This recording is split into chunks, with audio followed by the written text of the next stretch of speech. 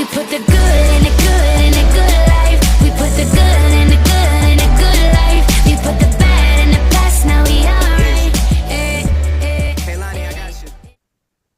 Assalamualaikum warahmatullahi wabarakatuh. Perkenalkan, saya Dewi Andari dari kelas 64 4B31 dengan NIM 64222284. Di sini saya ingin mempresentasikan hasil dari tugas makalah yang telah saya buat dari mata kuliah Statistika Probabilitas. Sebelumnya, saya ingin berterima kasih kepada Ibu Rosmita SPD MM selaku dosen pengampu mata kuliah Statistika Probabilitas yang telah memberikan tugas ini kepada saya sehingga saya dapat meningkatkan pemahaman saya terhadap materi ini, yaitu pengujian hipotesa, uji chi-square, ANOVA satu arah, dan juga ANOVA dua arah. Baik, akan saya mulai. Yang pertama adalah landasan teori, definisi uji chi-square. Uji chi-square merupakan pengujian hipotesis tentang perbandingan frekuensi observasi dengan frekuensi harapan. Uji ini untuk meningkatkan pengukuran nominal atau tingkat yang lebih tinggi yang dapat digunakan pada satu atau beberapa sampel. Uji chi-square digunakan terutama pada satu atau beberapa sampel. Uji chi-square digunakan terutama untuk uji homogenitas, uji keselarasan, dan uji independensi. Berikutnya ada rumus uji chi-square, yaitu X kuadrat sama dengan sigma F0 kurang Fe kuadrat per Fe, yaitu X kuadrat itu sama dengan chi-square hasil hitungan, F0 adalah frekuensi observasinya, Fe adalah frekuensi ekspektasi atau harapannya. Fungsi chi-square tersebut yaitu chi-square memiliki fungsi untuk mengetahui hal sebagai berikut. Yang pertama, apakah frekuensi observasi berbeda secara signifikan terhadap frekuensi harapan? Yang kedua, apakah kedua variabel independen atau tidak? Yang ketiga, apakah data sampel menyerupai distribusi hipotesis tertentu seperti distribusi normal, binomo, Gaussian, atau yang lain? Berikutnya ada definisi distribusi F atau ANOVA. Distribusi F atau ANOVA adalah teknik statistik yang digunakan untuk membandingkan rata-rata dari 3 atau lebih kelompok data numerik. Analisis ini digunakan untuk menguji apakah ada perbedaan signifikan antara setidaknya 2 kelompok rata-rata. Distribusi F merujuk pada distribusi probabilitas dari nilai F yang digunakan dalam uji statistik ANOVA. Berikutnya ada klasifikasi satu arah. Analisis klasifikasi satu arah juga dikenal sebagai analisis varian satu arah atau one-way ANOVA. Adalah metode statistik yang digunakan untuk membandingkan rata-rata dari 3 atau lebih kelompok atau perlakuan yang berbeda terhadap satu variabel dependen. Tujuannya adalah untuk menemukan apakah ada perbedaan signifikan antara rata-rata kelompok tersebut. Yang berikutnya ada klasifikasi dua arah. Analisis klasifikasi dua arah atau disebut juga analisis varians dua arah atau two-way ANOVA merupakan teknik statistik yang digunakan untuk memeriksa pengaruh dua faktor atau variabel independen terhadap satu variabel dependen. Dalam analisis ini, kedua faktor tersebut dapat memiliki lebih dari 2 level atau kategori. Tujuannya adalah untuk menentukan apakah terdapat interaksi antara kedua faktor tersebut yang mempengaruhi variabel dependen selain mengevaluasi efek masing-masing faktor secara individu. Baik, berikutnya saya akan masuk ke contoh soal atau studi kasusnya. Yang pertama, contoh soal atau studi kasus dari uji hipotesis chi-square. Data yang digunakan dalam studi kasus ini diperoleh dari sebuah penelitian yang bertujuan untuk mengetahui apakah ada hubungan antara besarnya provinsi dengan banyaknya jumlah tenaga kesehatan. Data tersebut diperoleh dari Badan Pusat Statistik atau BPS pada tahun 2023. Variabel-variabel yang akan dianalisis adalah sebagai berikut dengan taraf nyata 5%. Berikut datanya Provinsi Sumatera Utara dengan tenaga kesehatan perawat 25.787, bidan 27.122, farmasi 3.970.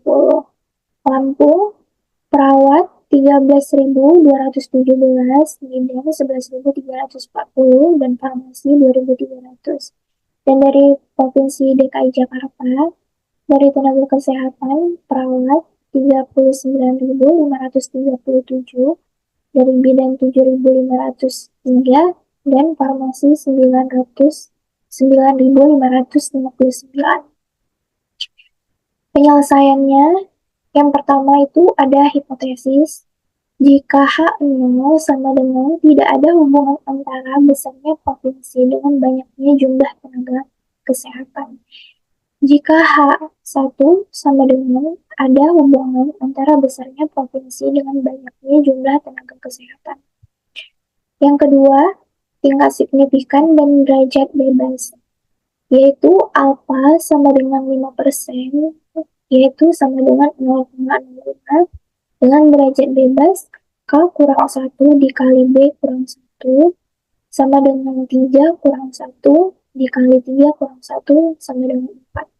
Yang ketiga, ada nilai kritis dari X kuadrat tabel sama dengan A dB X tabel X kuadrat tabel sama dengan 0,654, yaitu 9,488.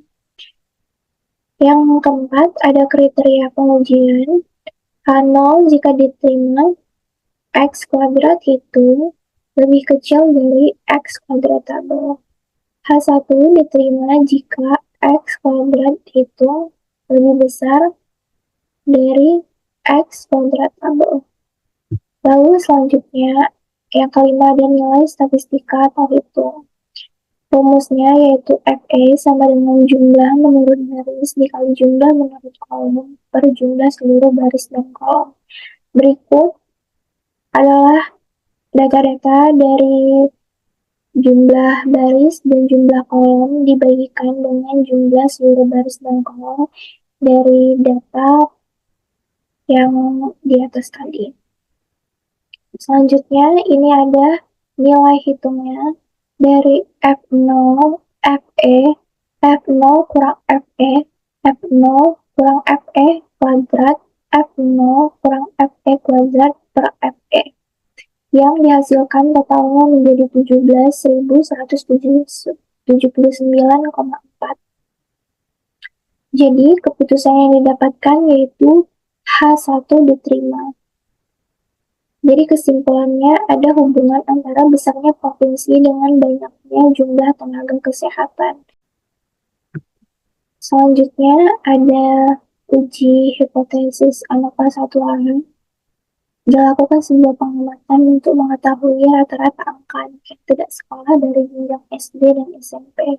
Data yang diperoleh yaitu yang pertama dari SD 1,15, SMP 10,11, yang kedua 0,58, SMP 7,33, yang ketiga SD 0,58, SMP 6,14, yang keempat 0,46, SMP 5,37, dan yang terakhir SD 0,38, SMP 5,05.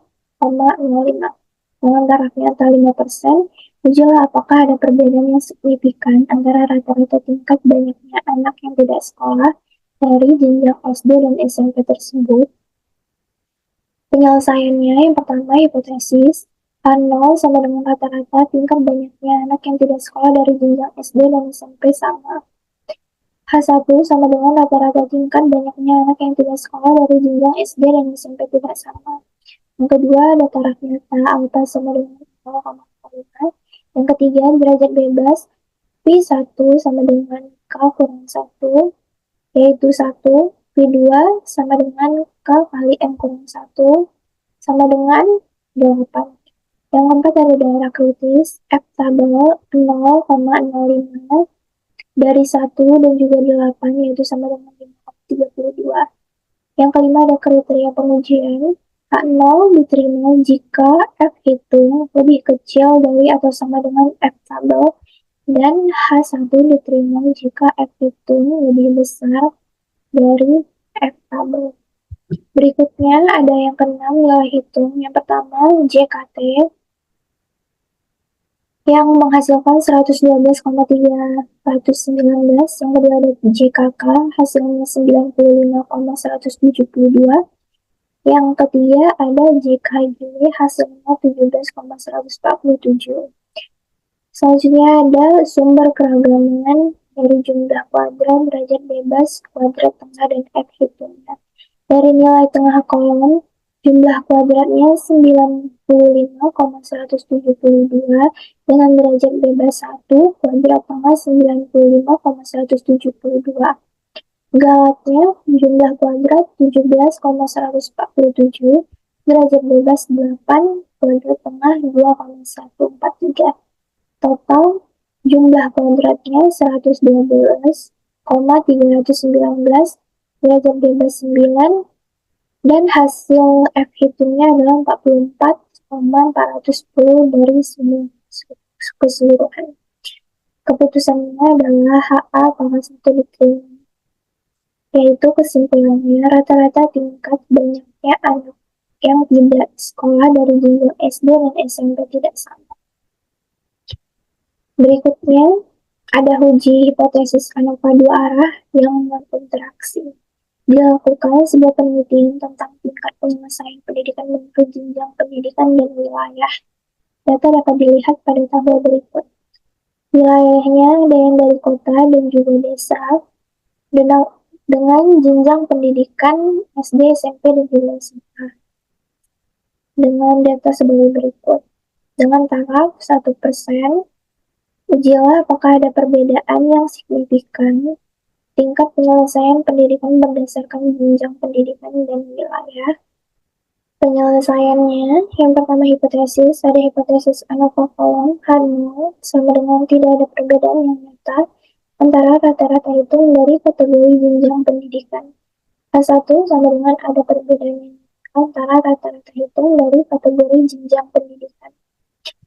Yang kedua ada hipotesis ANOVA baris, H0 sama dengan tidak ada perbedaan yang nyata antara rata-rata hitung dari kategori wilayah, dan H1 sama dengan ada perbedaan yang nyata antara rata-rata hitung dari kategori wilayah. Yang kedua, tarif nyatanya alfa sama dengan 0,01. Yang ketiga, derajat bebasnya F1. Untuk barisnya B kurang 1 sama dengan 2 kurang 1, yaitu 1. P1 kolomnya K kurang 1 sama dengan 3 kurang 1, sama dengan 2. Selanjutnya ada P2, yaitu 3 kurang 1 dikali 2 kurang 1 sama dengan 2. Yang keempat ada daerah kritis, yaitu F tabel kolom pada alfa 0,61, BB12 dan BB22 adalah 99,0. F tabel baris pada alfa 0,01, BB11 dan BB22 adalah 98,5. Yang kelima ada nilai hitung jumlah kuadrat total atau JKT-nya, yaitu 1342,5, JKB-nya 99,14, JKK-nya 13.374,08, JKG-nya ada 14.617,44, KTB-nya ada 99,14, KTK-nya ada minus 26.784,16, KTG-nya 7.308,72, F hitung barisnya 0,0136, dan F hitung kolomnya minus 3,6647. Berikutnya ada tabel nilai hitungnya yang sesuai dengan yang di atas tadi.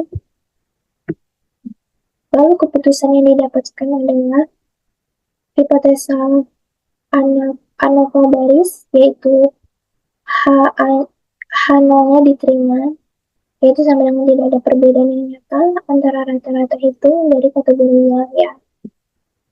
Yang kedua, hipotesa ANOVA kolomnya H0-nya juga diterima, sama dengan tidak ada perbedaan yang nyata antara rata-rata hitung dari kategori jenjang pendidikan.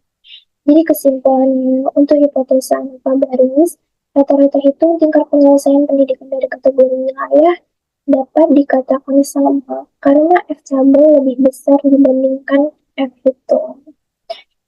Lalu untuk hipotesa ANOVA kolom juga begitu, rata-rata hitung tingkat penyelesaian pendidikan dari kategori jenjang pendidikan dapat dikatakan sama juga karena F tabel lebih besar dibandingkan F hitung.